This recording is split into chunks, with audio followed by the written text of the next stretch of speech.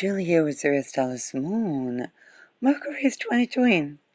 Okay. Venus, 5 degrees, Gemini, Moon trining Venus from 5 degrees Libra, which also trines Pluto in Aquarius. So we have a beautiful trine between Venus, Pluto, and the Moon, ruled by 22 Mercury.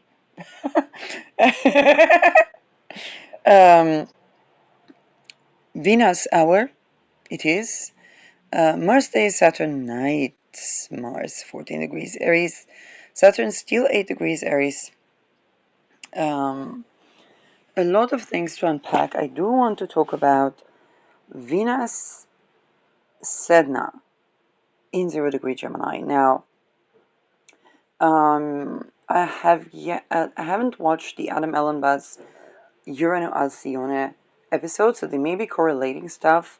But this is something that prompted my thinking, and I was looking into Alcyone because my Chiron actually conjoins it in a degree orb, and um, there's a lot of things to unpack around Sedna being in 0 degree Gemini, about Alcyone being the 0 degree Gemini tropical point, and about Uranus entering. So, shit ton of things to unpack. First of all, what is Alcyone or Alcyone or whichever we name it? So this is a fixed star in tropical Gemini, which sidereally would be Taurus.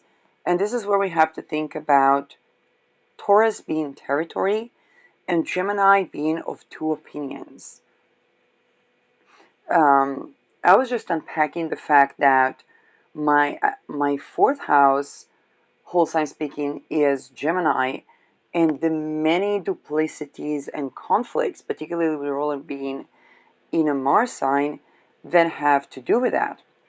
Whether it's being a bilingual child, bifatherly child, um, the land that I'm living on being considered a lie regarding both Israel and Palestine.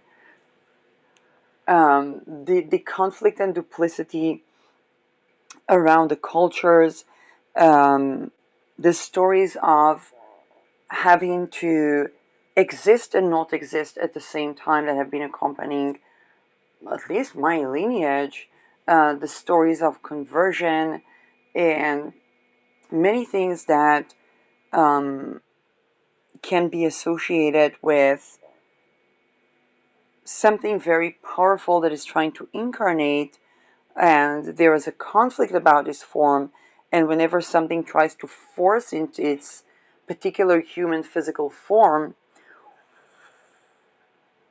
then it causes a ritual misconception that causes it to incarnate elsewhere and suffer from the dark occult. So there's a lot of things to do with that very Alcyone story.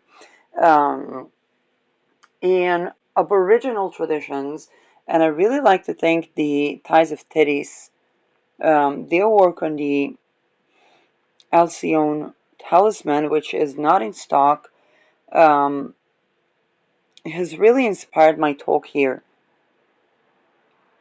So this is Ties of Teddy's. Ties of Teddy's.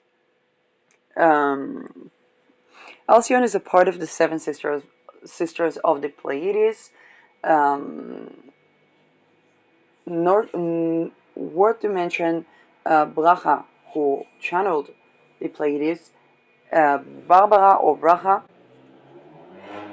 and I know that there is an AI channel honoring her. I don't know how deeply she is into that, or and when we talk about the Pleiades are associated with mourning, associated with the type of spiritual practices that are not always benevolent.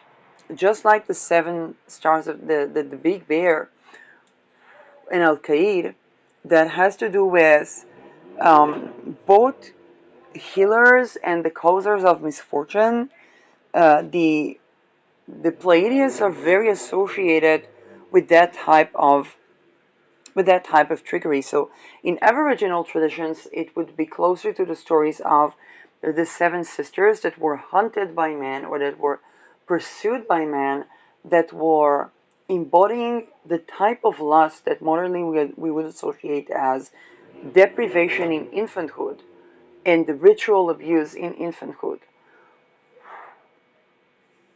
Yeah. Um, a Chiron conjunct in Alcyone is talking about Alcyone, Chiron in the fourth house. So, of course, it's going to go way deeper than a lot of the rest. And that is that is the heart of the story, because the erotization, if somebody, let's say, would be driven to be filled with lust towards young, possibly virginal sisters, um, then usually that is a derivative from certain rituals that would target the infant, and certain deprivation at an infant stage that would cause erotization of the childlike innocent state, and wanting for that to be the parental, for that to be, and when that is not met, is experienced not as an erotic challenge, but rather as a limerence. And then those sisters, those seven sisters, were to be saved in, um, I don't know if it's Hellenistic traditions. We would talk about Zeus, and this is where there would be the virginal women that would turn to Zeus, and Zeus, whose vice was incest, was turning them into doves so that they wouldn't be persecuted. So even Zeus, the father of the sky, who um, who tried to help these persecuted women, did not have an answer, because neither in the pantheon tradition nor in the even so much as the Aboriginal did we have an answer to the rituals that would target the infants, to the astral or shamanic rituals that would target the infants, that would expose the infants to this deprivation and lust-based erotization that would persecute the feminine. And then we have another completely different story that is not so different. And that different story, let me see, where is the story about um, the dragon and what tradition is it coming from? Let's take a look at the write-up, because the write-up here is very important. Um,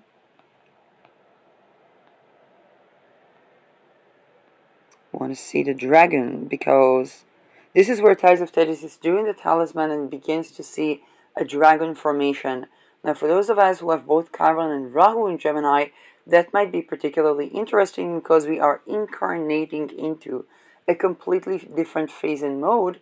Um, and and whichever house it is for the natal chart would denote of a different type of constellation. And those people that have a sign of synastry, so that would be around, I think, year 84, depending on, because Chiron was doing the back and forth with Gemini and Taurus. So that would be, I think, 84 in the prior years, or that would be Rahu. And then we have the little conjunction there where Rahu is still in Gemini and Chiron is already in Gemini.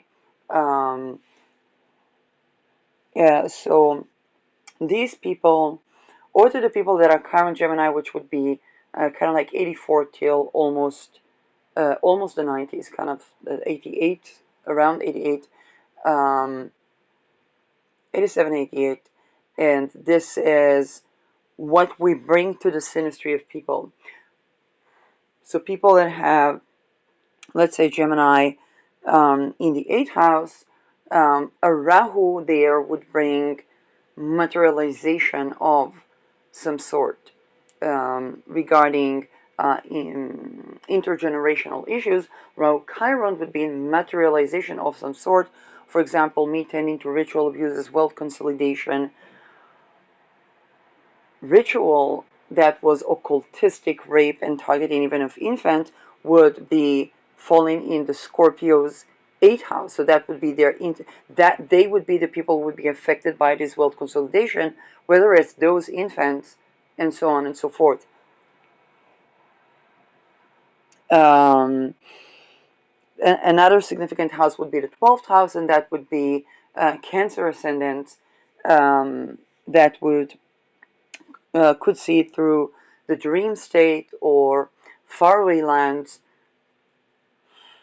Um, Pisces ascendant have it in the fourth house, but even Pisces ascendant that were like, hey, we haven't dealt with that before. Check if you have an 84, 87 baby in your circles. That would be the Rahu. That would be, sorry, that would be the Chiron, and around the 84 would be, um, yeah, I think 84 probably that's because that's what the Chiron was doing the back and forth, would be the Chiron Rahus. And that would mean that this episode might be incredibly pivotal and important because it's kind of like a Chiron wound that's not supposed to be there. It's going to feel like a Chiron wound is not supposed to be there. Like, probably it refers to the natal chart. Um, but if you feel like, hey, that is, if you feel like, hey, that is not my wound there, then it may have been either something that what you're doing in that house is affecting this particular segment of people, or this particular segment of people is relevant to include in the matters of that house so that they would heal, or so that they wouldn't manifest as a Chiron wound. Um, yeah. Now, let's talk about the dragon.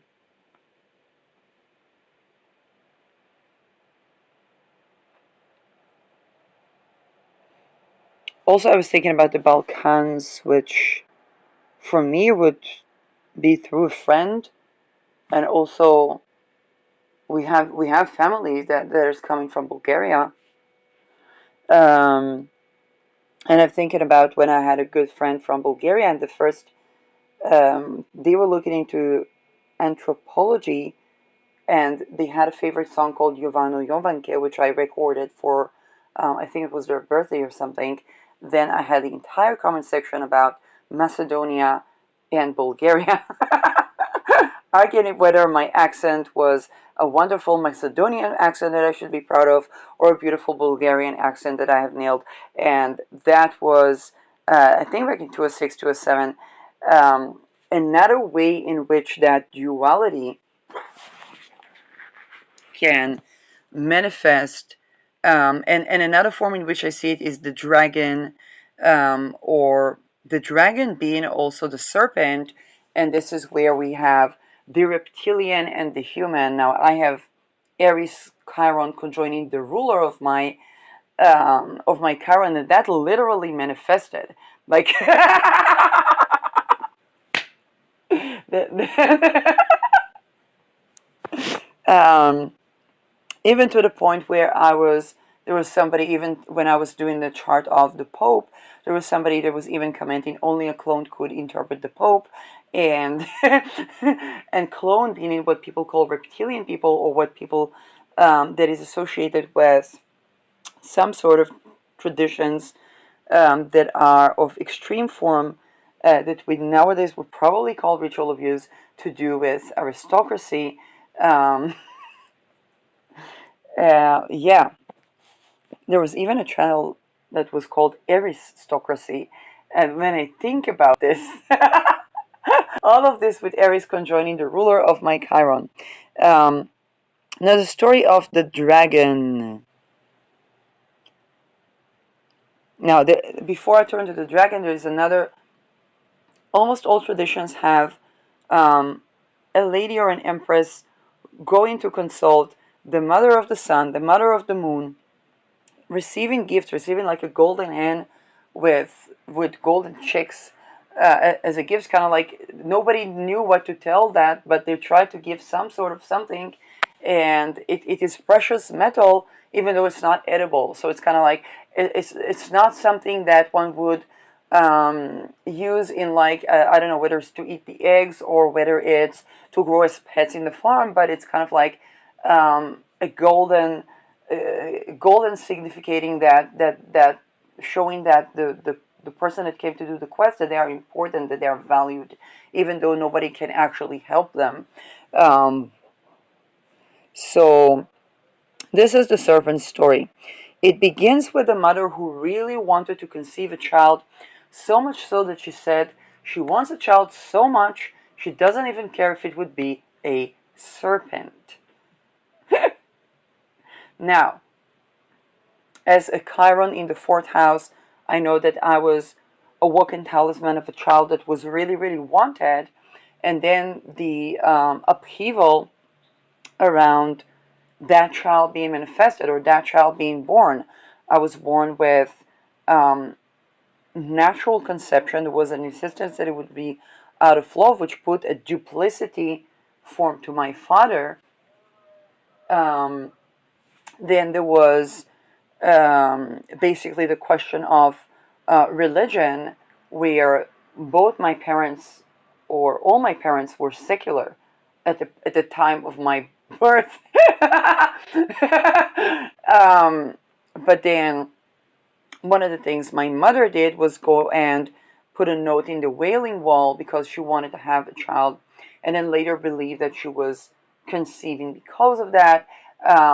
Where it's kind of like, well, if there was not compatibility or something, and then it was also the topic where they would check the mother, and I think that they still do. They would check the mother um, and not check the father, and until very late.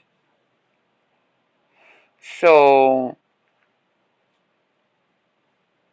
and this is where um, all of the upheaval and emotions that people can have around a child that is very wanted, so much so that even if that child is a serpent or even whatever that child is, and not only that, it was supposed to be, the doctors thought I was a boy. I don't know how. um, which is another Gemini facet of the binary and the non-binary.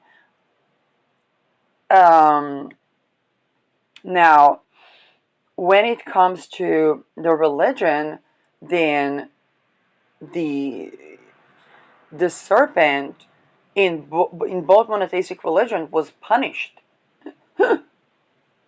and now the serpent is associated with the dragon, and those are mythical creatures of power and intuition, and yet the equivalent of being a serpent child for that mother, or being something incarnated from like from spirit and is not even human, is the question of whether it's the reptilian child or also the child that is kind of like the damned serpent, where even the question in the scripture of whether to keep that child alive or not.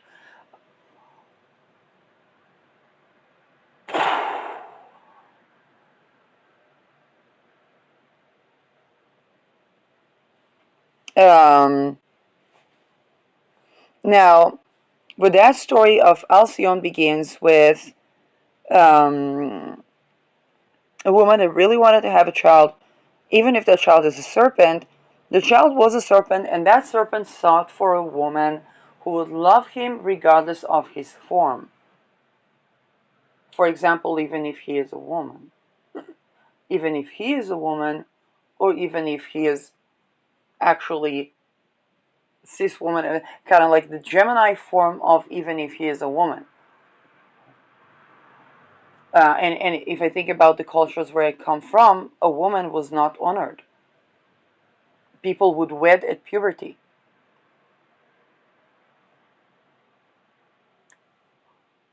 Now you say, but Chile, so many First Nations and tribes were wedding people. Exactly. People connecting with their natality, with their native.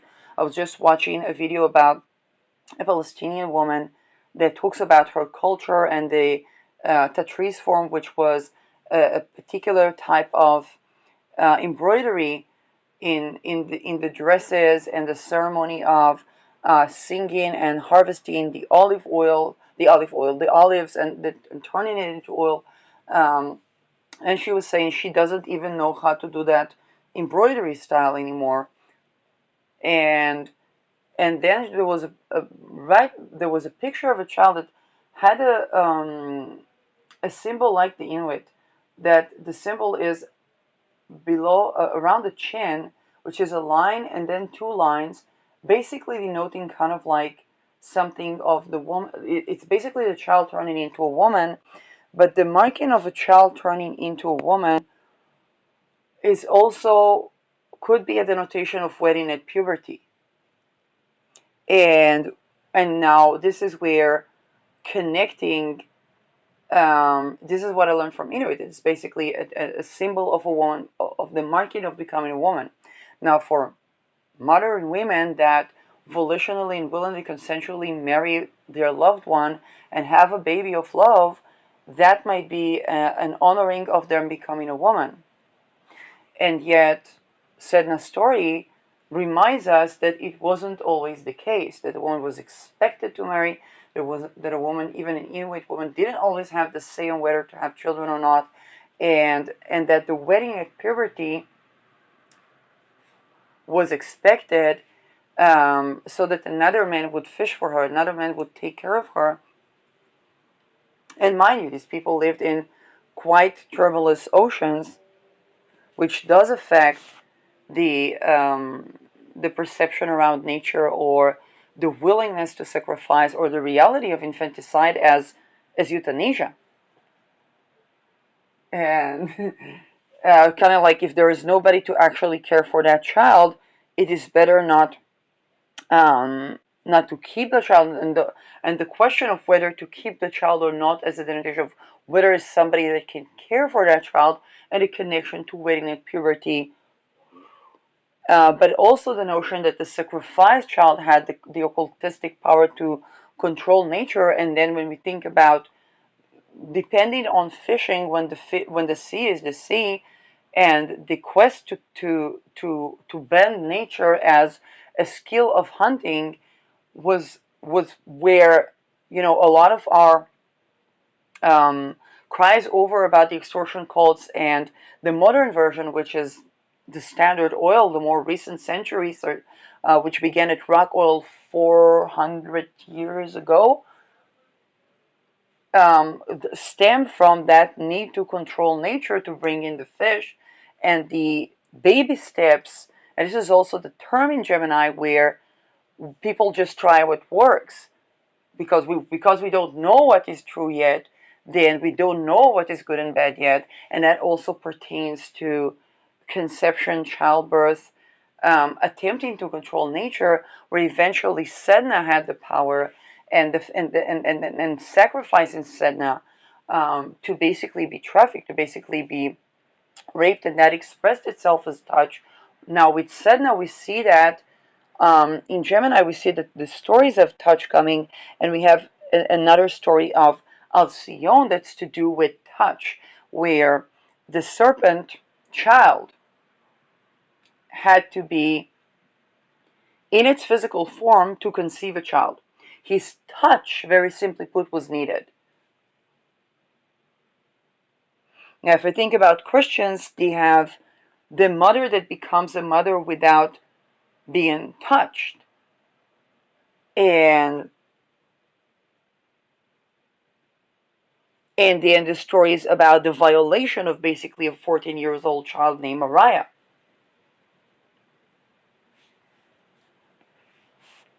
Now, that serpent, in the story of Alcyone, that serpent found a woman that loves him regardless of his form, and then with that woman, he would become the most beautiful, again, beautiful.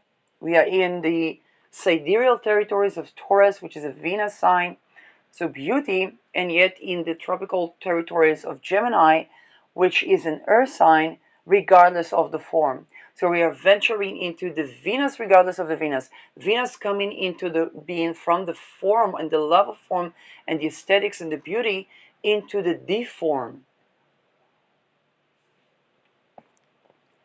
into the air sign, into its love regardless of the form.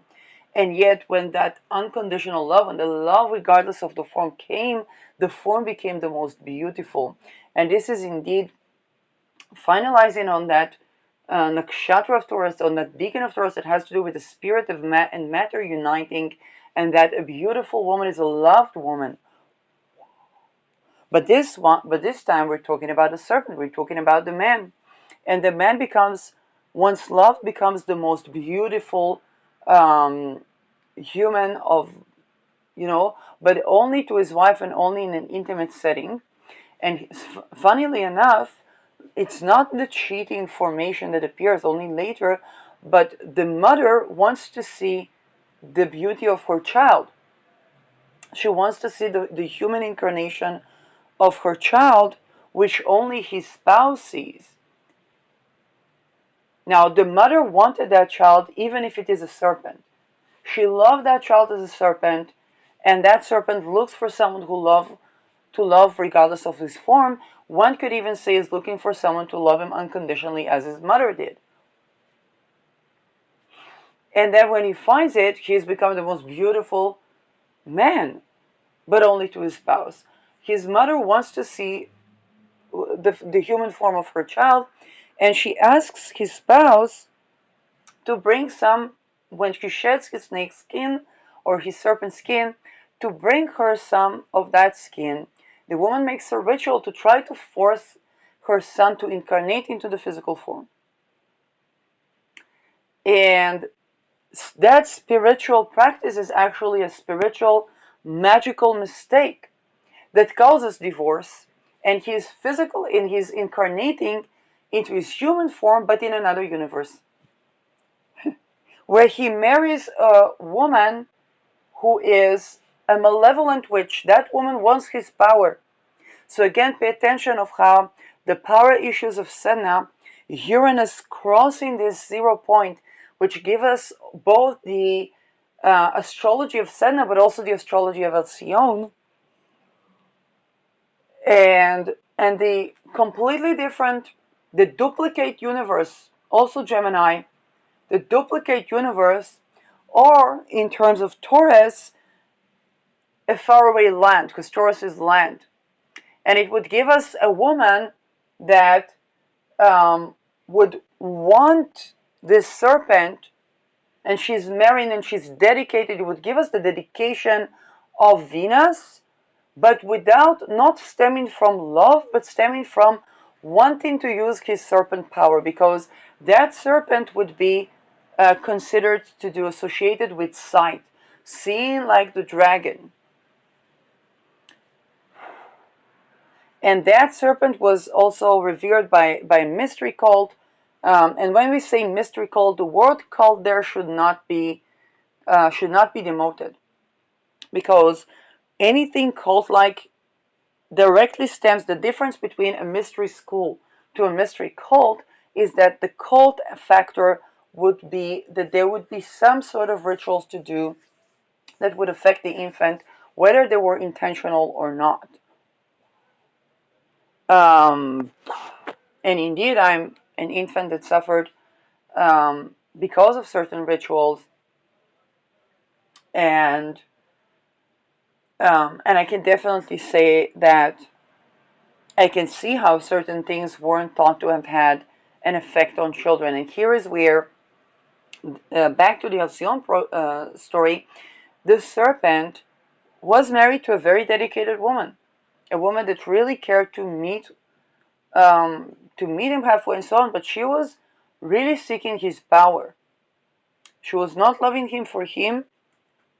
She was loving him for the power that he had, whether it's the clear-sightedness or whatnot. Kind of like when Sedna was wed. Now, once the spouse of that serpent in the alternative universe understands, because just like the mother of the serpent that wanted the child so much, even if it is a serpent, the spouse of that serpent wanted to have a baby with that serpent. And to have a baby, she needed him in his human form, but his mother wanted to see him in his human form. So there was this issue where that serpent could only exist in the human form in the front of his spouse, for some unknown reason, and then as he appeared in his human form in another universe, a woman that coveted power wanted him, but he had no recollection of his serpent form. So we have a sort of a half-incarnated child.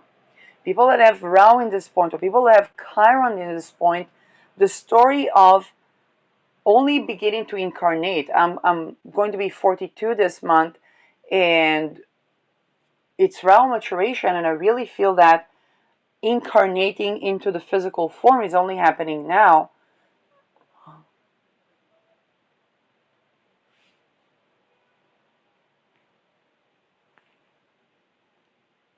And there is the question of being in two places at a time.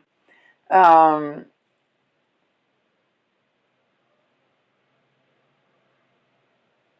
and in terms of studies, this is where people can be connected with many subjects, many forms and subjects, and the language of the hidden and the language of the visible. For example, people hear me as I broadcast. They don't see me when I'm in my literally infant phase when not broadcasting. It's a different form of the same, and there's even the question about the ontological unit. Um,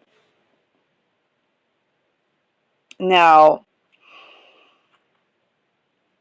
the to have for that serpent to be a father, his touch is needed, but the ritual that tried to incarnate him into the physical form so that he would be visible to his family, in that case the mother, um, was causing him to incarnate in a completely different place.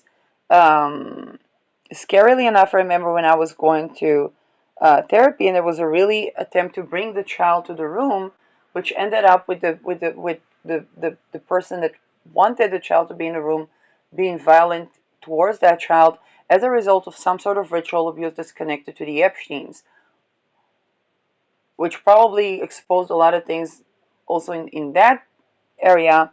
Um, but there was um, and then that child was wanted for the power that it possessed. It was literally, um, and this is where we have the attributes of Venus, where a cult would meet the emotional needs, the unmet emotional needs, but as a bait because it wants power, whereas the loving could not really fully experience that serpent child, um, in its physical form. If we go back to the Aboriginal stories, or even the stories about Zeus, we have the women that couldn't be fully incarnated in their physical form. They had to be turned into a dove in the sky, or they had to be shape shifted, um, even in the Aboriginal story, because they were the subject of so much lust when they were in the physical form. So there was no place for now, as a Chiron child of this, of this conjunction with Alcyone, there is a honoring the erotic and the non-erotic, not wanting to lose the erotic, but not wanting to experience the erotic as the forever unattained. I also have Mercury around Andromeda, and Andromeda, in certain esoteric tradition, Andromeda for children was consecrated as, which means ritually abused and tortured as, but that would be later infumed by it's being worshipped as a goddess. In fact, it's some of the things that happened to me in 2020 around COVID, and that was the consecutive torture and ideation as some sort of um, would-be goddess that would be always that unattainable. Um, there's another, I'm not going to say names because if I addressed chart placements, I'm not addressing names. Then there was another person that was a ritual abuse survivor with the sun in that in around where my Mercury is probably, and the story of Andromeda came about in much similar way. Um,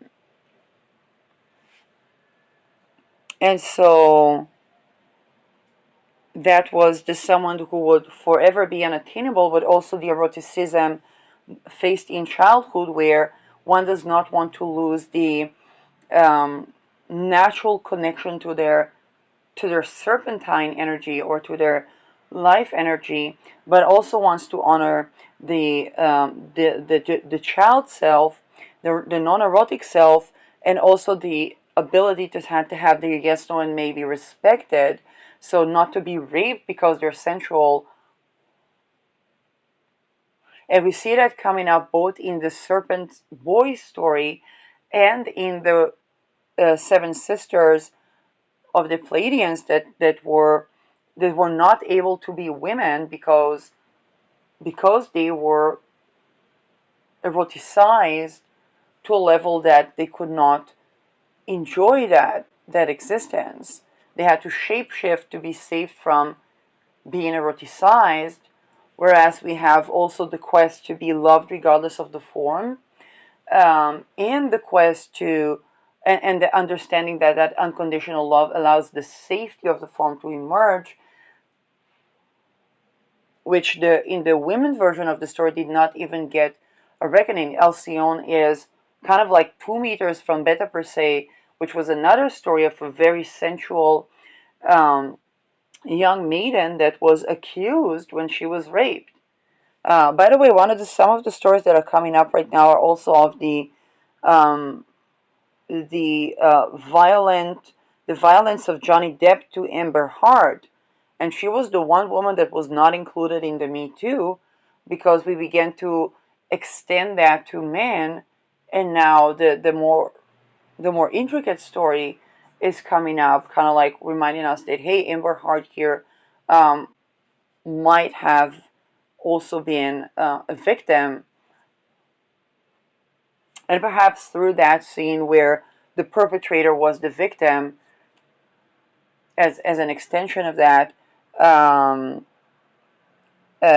or even more that the no one would believe you was taken out of context, or which begins to shake the foundations of many things, and we can think about Uranus going from Beta per se to Alcyone with Ketu Magha. Um, and at the same time, there was another story where somebody that was raped by Donald Trump caught him on tape, allegedly, according to YouTube resources. So this is kind of like no longer a Stormy Daniels type of story, but some place where now, and usually if it is caught on tape, it is because that woman was trafficked by an extortion cult, which adds another facet to the story, and it would only be possible that with, let's say, Trump or any other prominent figure, if that figure had predisposition, and the predisposition to be sexually violent would have been a predisposition that is born out of rape, usually in childhood. And this is where, um, again, we begin to experience the eroticism as something that is um, not experienced in a safe, sane way, and even in the most consensual settings, which is like the dragon and the spouse that loved him unconditionally, then there is the mother figure that just wants to. Everybody is kind of like in that story, everybody is innocent, but the serpent finds himself a human in the arms of a woman that wanted his power.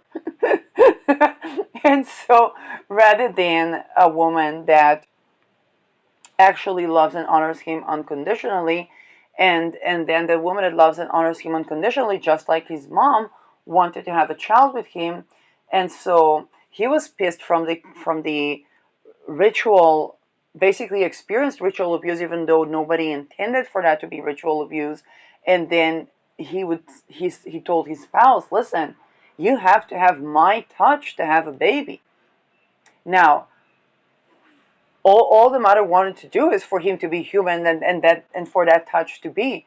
And so as the spouse is looking, she's looking for the mother of the sun, the mother of the moon, the mother of everyone, and no mother knows how to help.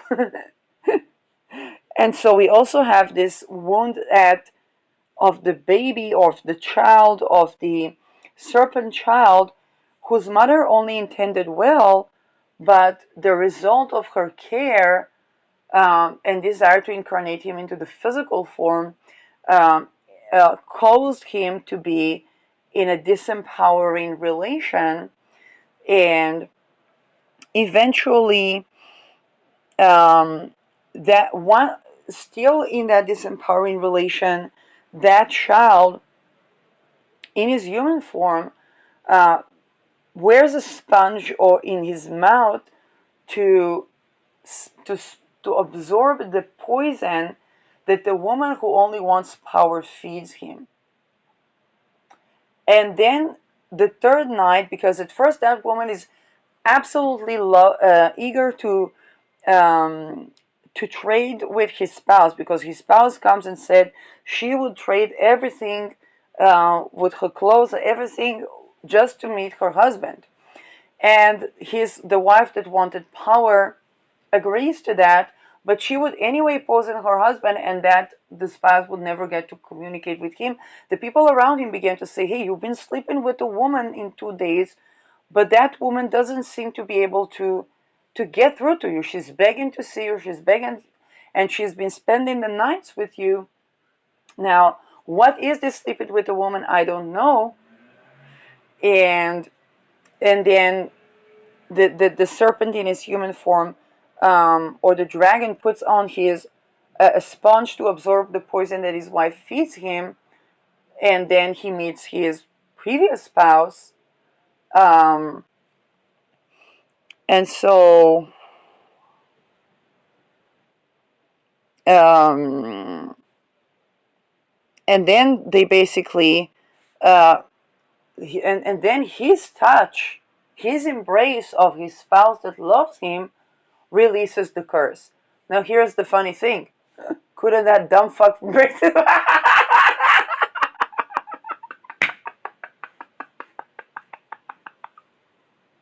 Okay, like if the mother, okay, did something wrong with the ritual,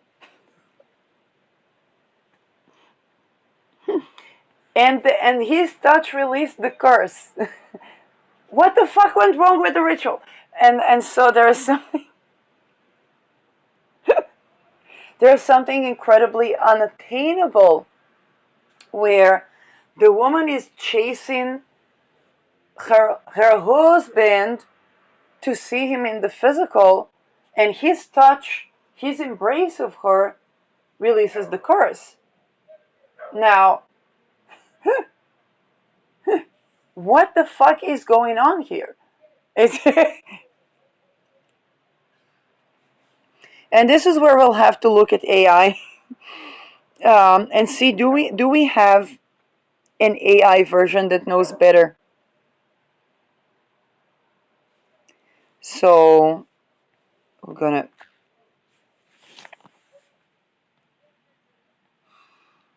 Alcyone, brightest star in the Pleiades cluster, shoulder of Taurus. And indeed, Gemini is connected with the shoulders as well. The limbs, the fingernails, the toes, and the shoulders. represents intense feminine wisdom, intuition, creative intelligence. Zero tropical Gemini associated with deep emotions, sorrow, and artistic expression, but also with spiritual, mental level insights. Often regarded in esotericism as a central spiritual sun for our solar system. Now, this is between two suns. First of all, Leo constellation. Secondly, the bigger sun, which is Sirius, and then the royal star Regulus. So we have the spiritual sun where we would have Sirius as the bigger sun, but Sirius is already in Orion, and then Orion is said to have wanted to rape one of the sisters of the Pleiades. So that and the story of the spiritual and shape shifting due to risk of rape. Now is the question about basically the way even the male dragon or the male serpent was treated by the woman that wanted his power was that he didn't want. Okay, and she was treating him cult-like. She was developing. She was like meeting his emotional needs, but that would look like it would be the mimicry Gemini of unconditional love, but because she wanted power. People that have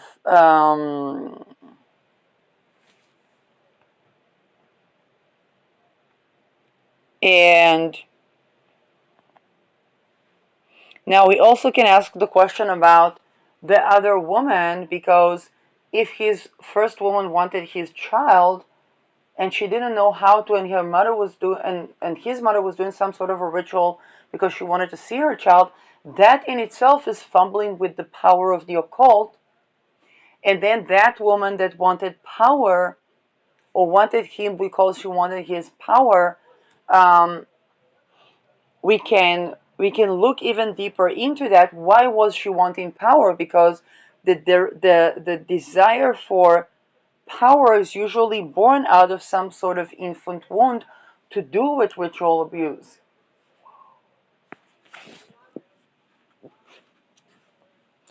And so this could have been that woman who wanted power's way to um, be loyal or express the attributes of a relationship, supposedly because something comes out of that, but it is also a way to deal with, let's say, rejection. And one of the issues of being loved, regardless of the physical form, kind of like human or not, in spirit or not, a dragon or a person, because dragons are mythical, and serpents are kind of like the physical form of a dragon. So it's both opening that question of the unexpected um, cause and effect issues when we do ritual or or basically turn into use the spirit and the matter. Let's say the snake. One of the herbs, according to Ties of Tetis, that's associated. I think it was Agrippa that said that the herb is fennel, and the snakes basically eat fennel and use the fennel juice to shed their skin. And by the way, the snake's skin is considered very blessed. When Ra was crossing through my Chiron, there was I don't remember who gifted me snake skin, and that was one of the things that came with me. Um, and I was changing apartments, and again, it's in my fourth house, so think about the snake shedding its skin, and it's fortunate, the skin of the snake being fortunate for transmutation, and how the many effects of ritual could have, and even ritual where we try to think about whether somebody is a child or not, or what are the things compatible, because with Venus we're crossing the Venusian, and I was talking about connecting with the feminine only to find out that, wait a second, I'm still a child. I was trying to connect with the feminine with honoring the erotic, on honoring the non-erotic, and then it's like, well, what about the pre-erotic, what is supposed to be the pre-erotic, which is the child self. And in certain cults, like even Scientology, the child self is considered erotic, where the longing for the child is considered to be a fantasy of the child, and even raped women were said to have had fantasies of rape that were to do with the rituals of harming children. Um, and and in higher ranks in Scientology, the women are promised to basically for occultistic use, and they basically are doing some sort of programming so that people have misplaced arousal, which affects also trauma bond. And this would cause a man to never be satisfied with one woman or never be able to commit.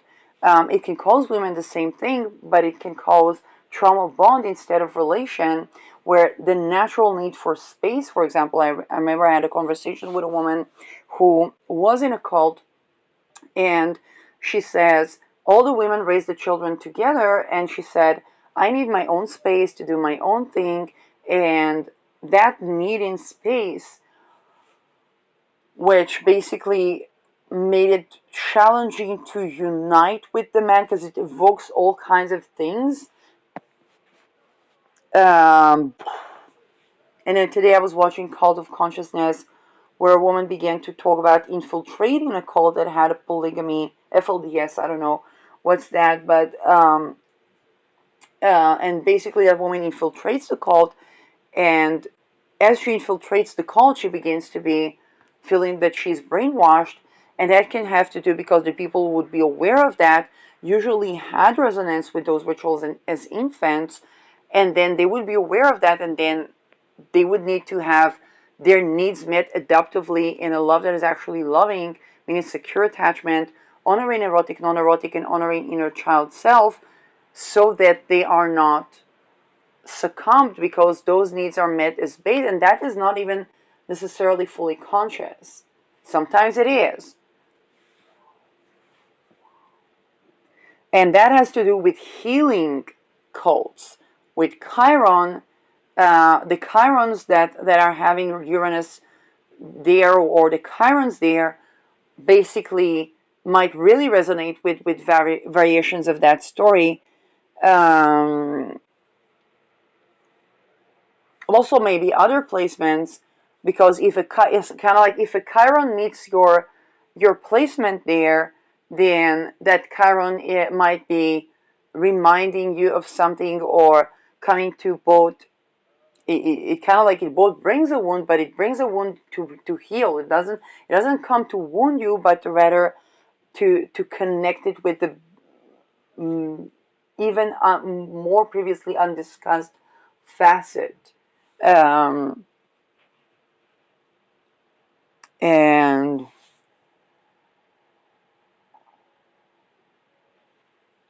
um, Now,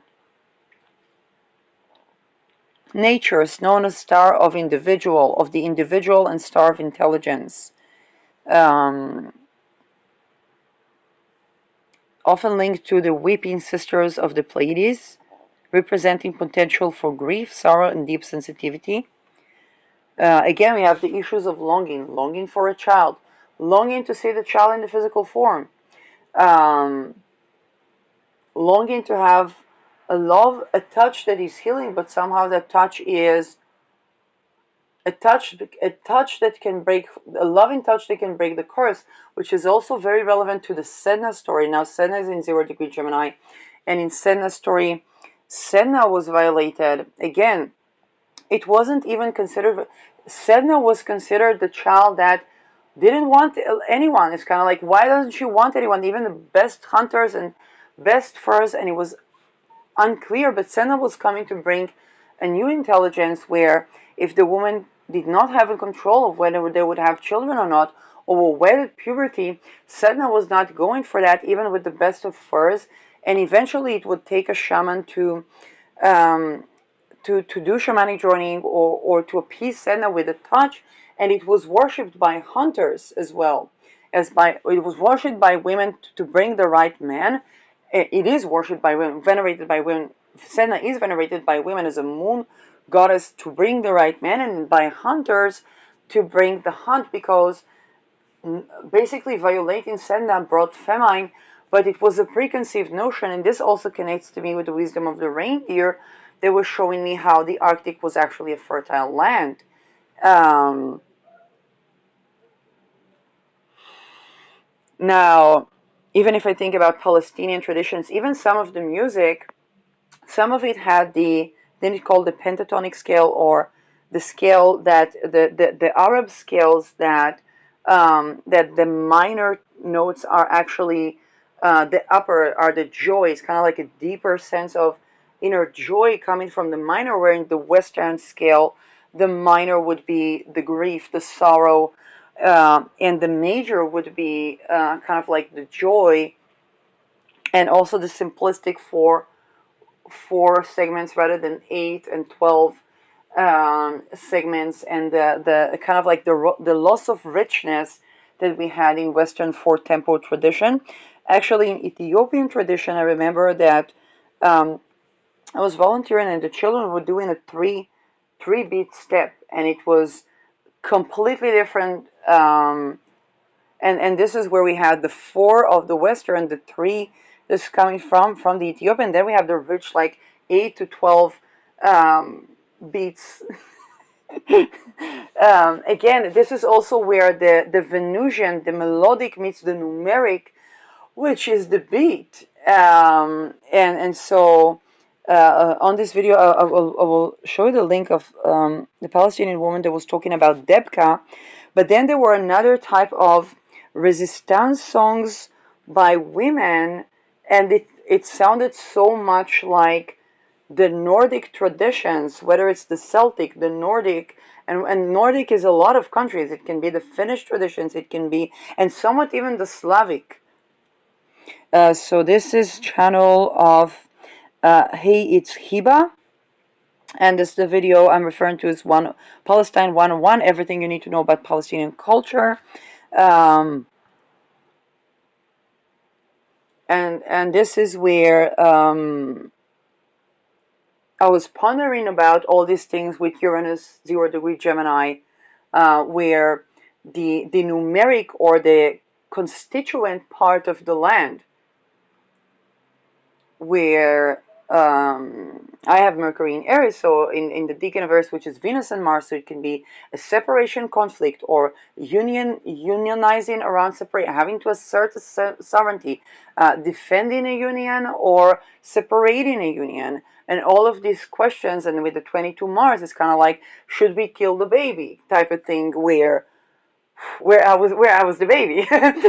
But it also can rule over motherlands and the topic of genocides and exile, and or what to do with the people on the land, and the duplicity of the land, what is a lie and what is truth regarding myth, and so on and so forth. And we have here influence, considered to be a feminine star, supporting the integration of intuition and non-rational wisdom. So again, this is where the land meets the air. We had Uranus in Taurus, so it's very difficult talking about the land meets the air, where we had 7-8 years of doing the back and forth with Uranus in Taurus since 2018, and and Uranus is very associated with the air and even the gas. So yeah, I was even like, not a sub story, but I was thinking about the time when I was a teenager, and there were cockroaches in. I was living at my grandparents, and there were cockroaches. And as teenager, I was wondering about not to kill them, which we had kind of like the K300 with 3000. Um, and I was trying to not kill them, and then they would permeate my shoes, and they would, the moment they slept with me in the bed, was, I think, the moment where I decided to kill them with gas. And then today I was thinking about that, and that was kind of like the fact that some of our lineage was considered the cockroaches, and the lack of boundaries or the permeability was where that pertained to the domestic, that pertained